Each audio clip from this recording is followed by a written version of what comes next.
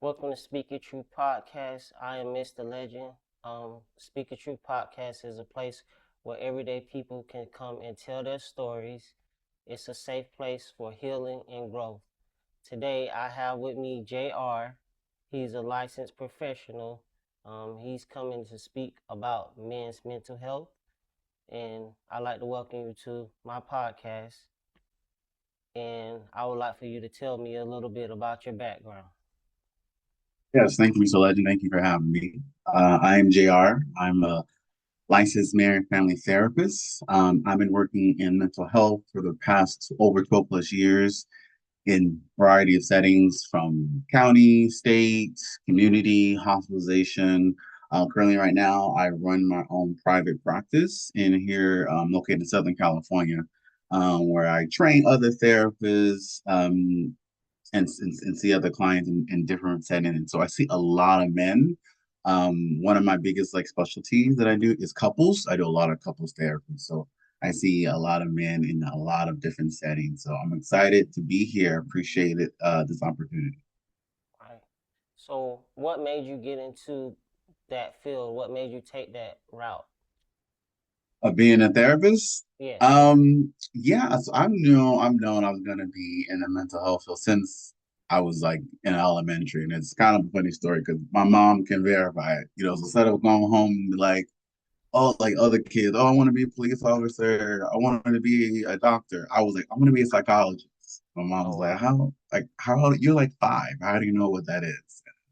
So yeah, I've known for quite some time that mental health was a big support for myself. I've always been a care advocate, want to support people, caring for people, giving them insight. I was like that friend in school of like coming to me for advice or support. So that's always been something I've had like a skill set for and turning into a whole career. Okay. Um. So, as far as men's mental health, why do you think a lot of men suffer with mental health or struggle like getting help with mental health? Yeah, that's a great couple of your questions. So I'll kind of break it up a little bit. So I'm a big believer that everyone deals with stressors, right? Everyone deals with some type of coping difficulty. One may over say a mental health issue, but we all have issues, or we all got life stressors that kind of come to the midst. What difference from one person to another is how we go about it, right? How we cope, how we process. And so for a lot of men, and it all depends on the kind of men you're talking about, men, we process emotion very differently, right? We're more in external factor. So that's why talking about emotions can be quite a bit of a challenge, because how we see certain things, titleship, socialization things, concepts, kind of can get in the way of us being open and transparent. That's why a lot of my session when I support men, the base work that I start off with is education, educating men about what are emotions. Oh yeah, the thing that you're feeling, that's an emotion. So let's put a name to it, right? So a lot of it, early on, my experience, most modern men didn't get the tools to label, to identify what it is they're feeling. A lot of the time in your adolescent years, in your young adult years, you were told some type of way to get over, like, oh, let's just slap type of standard, like let's just work it out, right? Or let's just ignore it, right? Right. Because if Right. you bring it up, then you're less than of a man. You're a wussy. You're all these negative connotation behind these dynamics. And so men over time just kind of build this kind of wall up, and then they go into these relationships, or they become parents, or they have a now difficulty on the job with relationships building. So there's a lot of factors, but that is from why I see, from a relational standpoint, it's a big concern. Okay. So, with that being said, what signs would you say are most prevalent with those guys who's having trouble, like trouble in the relationships, as it correlates to their mental health? What are the signs? So signs of someone's having, we can call like a mental distress is Okay. I'm sorry. Let me rephrase that. Say that it's a woman out there and she's concerned about her husband, her boyfriend, maybe her brother. What are signs that may say he's having mental issues? Mental concern. Okay, that's a great clarifying question. So there's some visible signs and there's some non-visible signs. I'm a big advocate that everyone on this planet should be in some type of mental health care, whether life is going great for you, life is a little bit rocky, or life is at the bottom. Everyone should be getting some type of a care, some type of community support or therapist or whatever it'll like for you. So that's like my big thing. Outside of that, if someone is seeing someone that they care for, a male who is struggling. So the common things are just looking at how they're living in life, lifestyle choices and decisions. So if say per se they were all about going to the gym, right? Gym is like their thing. And all of a sudden they just drop it. I don't want to do gym anymore. Or there's just a change of behavior, change of language. There may not be a mental health concern, but there's something that's happening that is there. And so, what I like to encourage, especially in relationships, I like to encourage partners. Well, let's create an open dynamic where we can have some emotional safety. Men need emotional safety. Men don't do a great job sometimes creating emotional safety for others, but we also need it too. So, if I feel emotionally safe with you, to tell you, yeah, I am experiencing some anxiety lately, or yeah, I am feeling shameful because I got fired a couple weeks ago and I haven't told anybody, or yeah, I feel like I'm not being a man enough because I'm not providing for this family like I want to. So my response to that is doing other things that I don't typically do.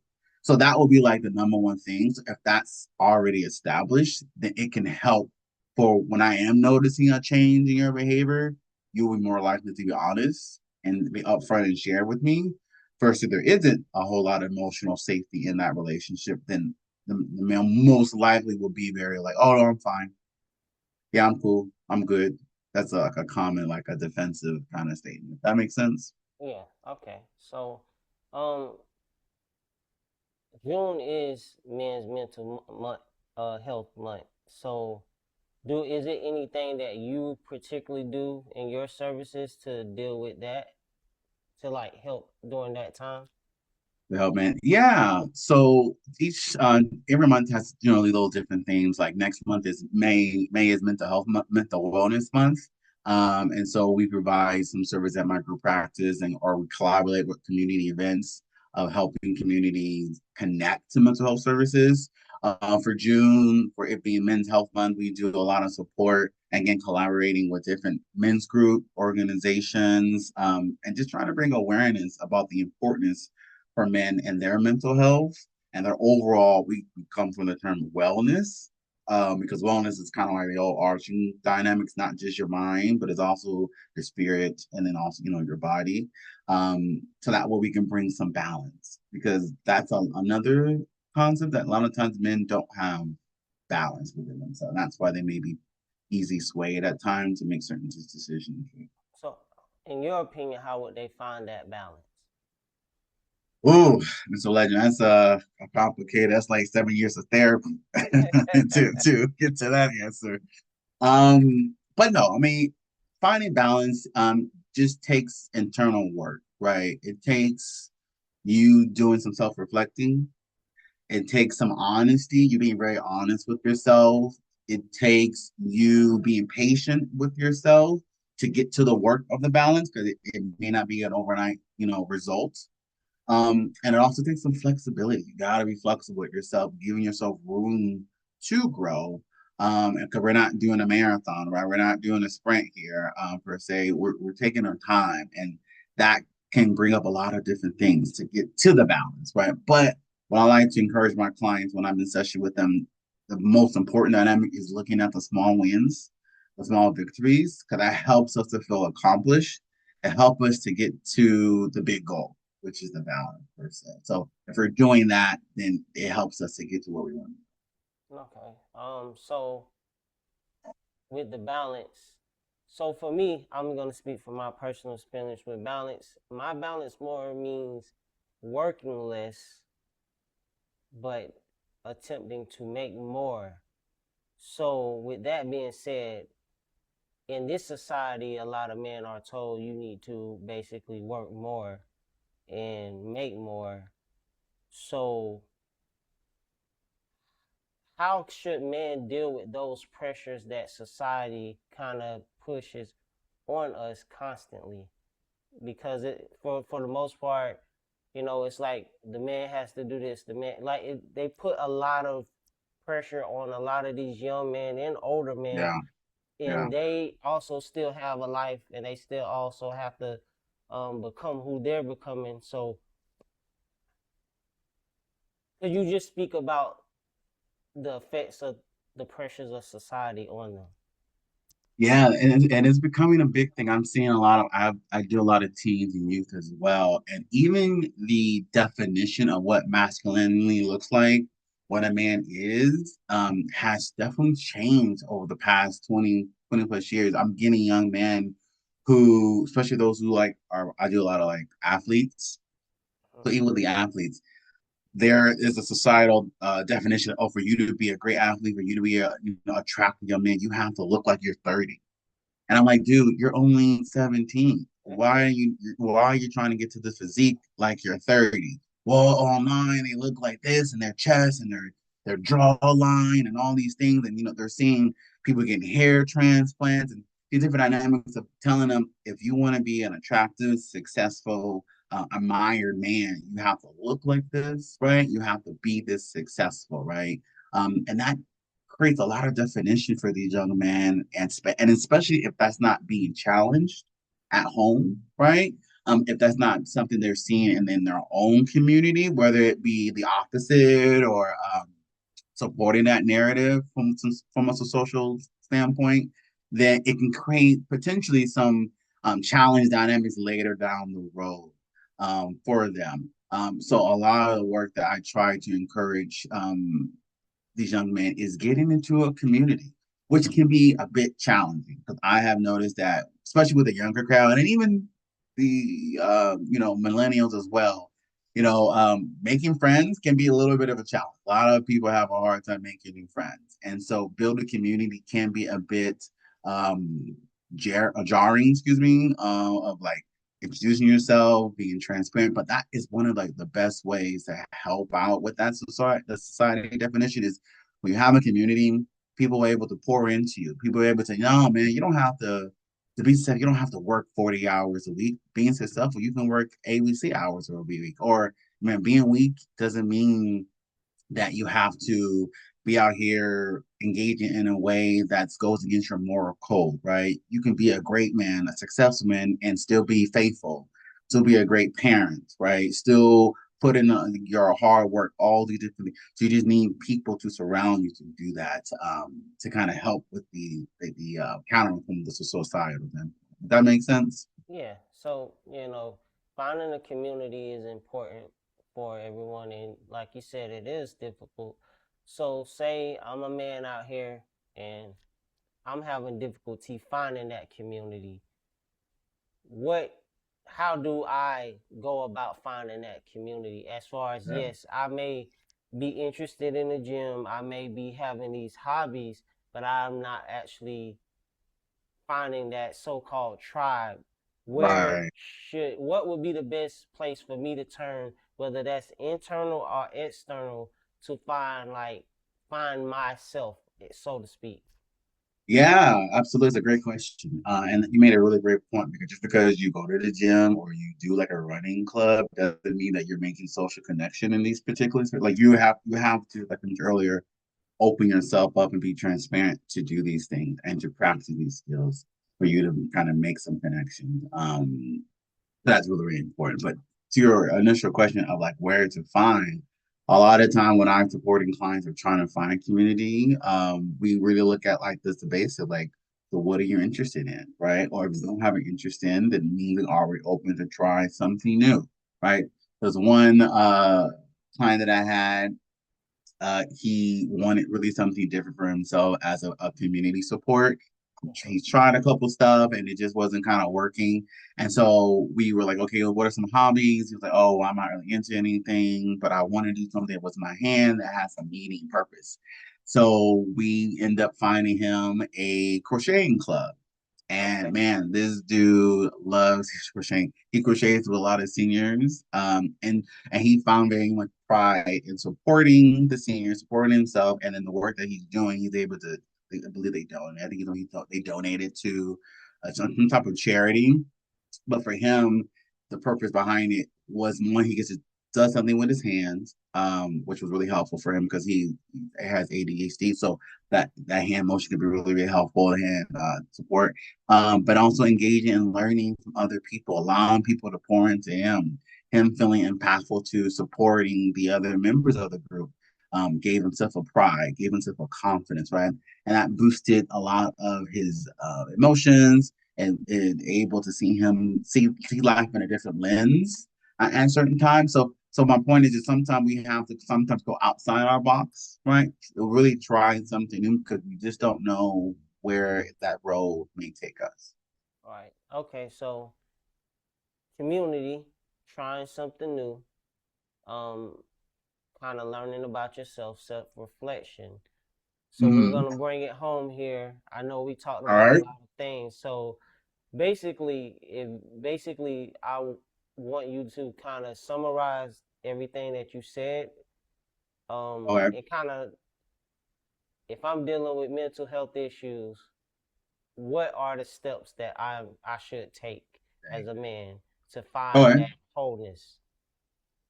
Yeah. So as I mentioned before, the first part is really taking the time and being reflective with yourself, really, really impacting, really discovering, excuse me, what kind of support that you actually need and want. As I said earlier, I'm a big advocate that everyone needs some type of mental health support and care.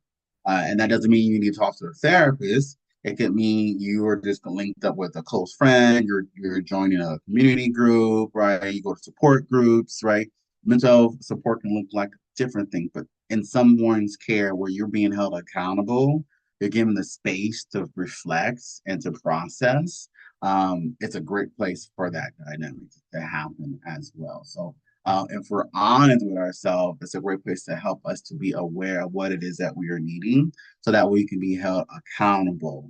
And that leans into the community aspect of being linked in a community or community support you, whether that be your eternal family, mom, dad, siblings, cousin, uncles, all those individuals, and then outside that family system, where then it goes to friends, co-workers, peers, relationships, all those different things, right? To be held accountable, and for someone to tell you, "Hey, I've noticed, man, like you're not like been brushing your teeth a lot lately.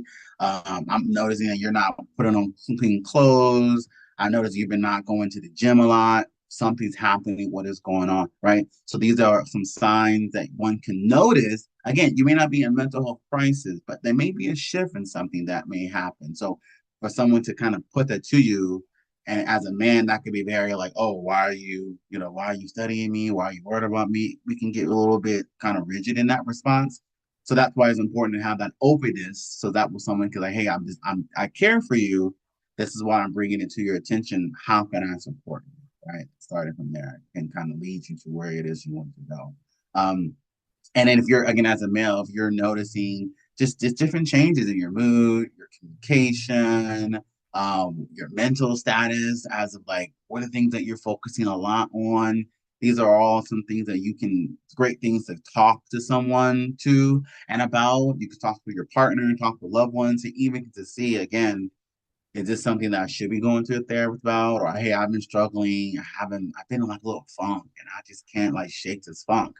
Is this something that I should be like talking to people behind? And then you and your community can help you make that definition. It doesn't have to be you make it alone. You can make it alone, but it may not be the necessary thing for you to do at that particular time. All right. Well, all right. Well, this has been Speak Your Truth podcast. I'm Mr. Legend.